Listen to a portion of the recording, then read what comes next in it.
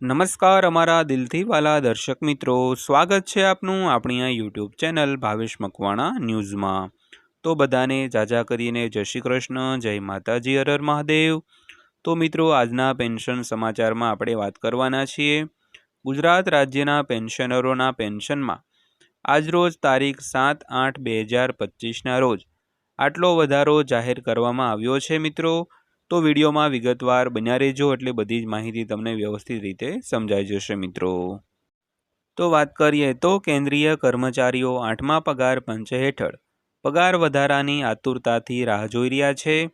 તો હવે આ દરમિયાન કર્મચારીઓના પગાર વધારાને લઈને એક મોટી અપડેટ સામે આવી છે। તો મળતી માહિતી મુજબ 8મું પગાર પંચ લાગુ થતાં જ કર્મચારીઓના અને પેન્શનરોના પગાર પેન્શનમાં સીધો 92%નો વધારો થઈ શકે છે। તો ચાલો આજના સમાચારમાં આપણે જાણીએ કે નવા પગાર ધોરણ હેઠળ કર્મચારીઓના પગારમાં કેટલો વધારો થઈ શકે છે મિત્રો।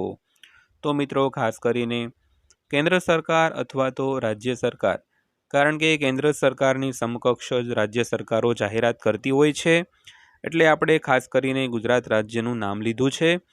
તો આ હેઠળ હવે કર્મચારીઓ તેમજ પેન્શનરોના પગાર પેન્શનમાં 92% સુધીનો વધારો થવાનો છે, કારણ કે પગાર પંચ ટૂંક સમયમાં લાગુ થવાનું છે। તો આજના વિડીયોમાં તમામ વિગતવાર ચર્ચા કરવાના છીએ, એટલે વિડીયો તમે ખાસ અંત સુધી જોઈ લેજો મિત્રો।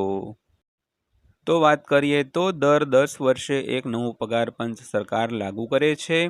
તો નવું પગાર પંચ લાગુ થતાની સાથે જ સરકાર તેમના કર્મચારીઓના મૂળ પગાર અને પેન્શનરોના પેન્શનમાં સુધારો કરે છે મિત્રો।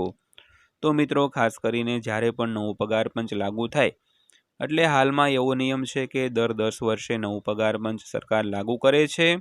સૌથી પહેલાં કેન્દ્ર સરકાર લાગુ કરે, ત્યારબાદ અલગ અલગ રાજ્ય સરકારો તેની જાહેરાત કરતા હોય છે। તો નવું પગાર પંચ લાગુ થતાની સાથે જ સરકાર તેમના કર્મચારીઓના અને પેન્શનરોના મૂળ પગાર અથવા તો મૂળ પેન્શન હોય તેમાં એક મોટો એવો સુધારો કરતા હોય છે। તો હવે 7મું પગાર પંચ સમાપ્ત થવા જઈ રહ્યું છે અને આ સાથે કરોડો કર્મચારીઓ પગાર અને પેન્શનમાં વધારાની રાહ જોઈ રહ્યા છે। તો ચાલો સમાચારમાં જણાવીએ કે નવા પગાર ધોરણ હેઠળ કર્મચારીઓના પગારમાં કેટલો વધારો થઈ શકે છે મિત્રો। તો મિત્રો, ખાસ કરીને 7મું પગાર પંચ હવે ટૂંક સમયમાં પૂર્ણ થવા જઈ રહ્યું છે। તો તેની સાથે કરોડો કર્મચારીઓ અને પેન્શનરો પગાર અને પેન્શનમાં વધારાની આતુરતાથી રાહ જોઈ રહ્યા છે। તો આજના સમાચારમાં આપણે જાણવાના છીએ કે નવા પગાર પંચ હેઠળ કર્મચારીઓ તેમજ પેન્શનરોના પગારમાં અને પેન્શનમાં કેટલો વધારો થઈ શકે છે। તો ત્યારબાદ જોઈએ તો નવું પગાર પંચ ક્યારે લાગુ થઈ શકે છે। તો માહિતી અનુસાર એવું પ્રકાશમાં આવ્યું છે કે 8મું પગાર પંચ નિર્ધારિત સમય મર્યાદામાં તેની ભલામણો કરશે અને જાન્યુઆરી 2025માં નવા પગાર પંચની જાહેરાત પછી વિભાગે તેમના અમલીકરણની પ્રક્રિયાને ઝડપી બનાવવા માટે તૈયારીઓ પણ શરૂ કરી દીધી છે મિત્રો। તો મિત્રો, ખાસ કરીને નવા પગાર પંચની જાહેરાત 2025ની જાન્યુઆરી એટલે કે આ વર્ષની શરૂઆતમાં જ કરી હતી। ત્યારબાદ વિભાગે તેમના અમલીકરણની પ્રક્રિયાને ઝડપી બનાવવા માટે હાલમાં તૈયારીઓ પણ શરૂ કરી દીધી છે મિત્રો। તો નિષ્ણાંતો કહે છે કે સરકાર દ્વારા કમિશનનું ઔપચારિક જાહેરનામું બહાર પડતાની સાથે જ 8મા પગાર પંચના ચેરમેન અને સભ્યોની નિમણૂક કરવામાં આવશે।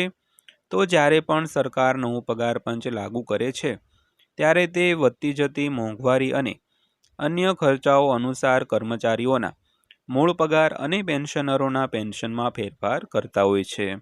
તો મિત્રો, ખાસ કરીને એવું માનવામાં આવે છે અને નિષ્ણાંતો એટલે કે એક્સપર્ટો દ્વારા જે જાહેરાતો કરવામાં આવી હોય તો સરકાર કમિશનનું જે ઔપચારિક જાહેરનામું બહાર પાડે ત્યારબાદ જે 8મા પગાર પંચના ચેરમેન અને સભ્યોની છે તે નિમણૂક કરવામાં આવશે મિત્રો। તો ત્યારબાદ જ્યારે પણ સરકાર નવું પગાર પંચ લાગુ કરે ત્યારે તે વધતી જતી મોંઘવારી અને અન્ય જે કર્મચારીઓ તેમજ પેન્શનરોના જે રોજબરોજના ખર્ચાઓ હોય તે બધાને જોઈને પગાર અને પેન્શનમાં સરકાર ફેરફાર કરતી હોય છે। તો ત્યારબાદ વાત કરીએ તો ફિટમેન્ટ ફેક્ટર દ્વારા પગારની ગણતરી। તો હવે વર્તમાન 7મું પગાર પંચ 2016માં લાગુ કરવામાં આવ્યું હતું, તો જેમાં ફેરફારો તે જ વર્ષની 1 જાન્યુઆરીથી અમલમાં આવ્યા હતા. તો ચક્ર મુજબ 8મું પગાર પંચ 2024થી 25માં લાગુ કરી શકાય છે, પરંતુ અત્યાર સુધી તેના પર કોઈ કામ થયું નથી અને વધતી જતી મોંઘવારી વચ્ચે આમાં વિલંબથી સરકારી કર્મચારીઓ અને પેન્શનરોમાં પણ ચિંતા વધી ગઈ છે. તો તમને જણાવી દઈએ કે નવા પગાર ધોરણ હેઠળ વધેલી ચૂકવણી ફિટમેન્ટ ફેક્ટર પર આધારિત રહેશે. તો હાલમાં 7મા પગાર પંચ માટે ફિટમેન્ટ ફેક્ટર 2.57 નક્કી કરવામાં આવ્યો હતો મિત્રો. ત્યારબાદ ચર્ચા કરીએ તો આટલું બધું ફિટમેન્ટ ફેક્ટર હોઈ શકે છે. તો માહિતી અનુસાર 8મા પગાર પંચમાં ફિટમેન્ટ ફેક્ટર 1.92થી 2.86ની વચ્ચે નિશ્ચિત કરી શકાય છે.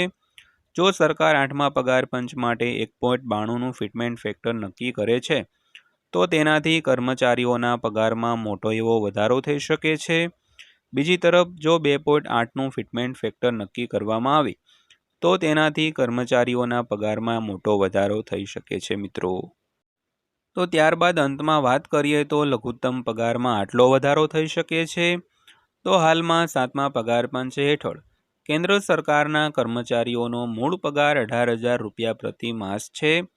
આવી સ્થિતિમાં જો સરકાર 1.92 ફિટમેન્ટ ફેક્ટરને આધારે પગારમાં વધારો કરે છે, તો તેમનો લઘુત્તમ પગાર વધીને સીધો 34,560 રૂપિયા થઈ જશે.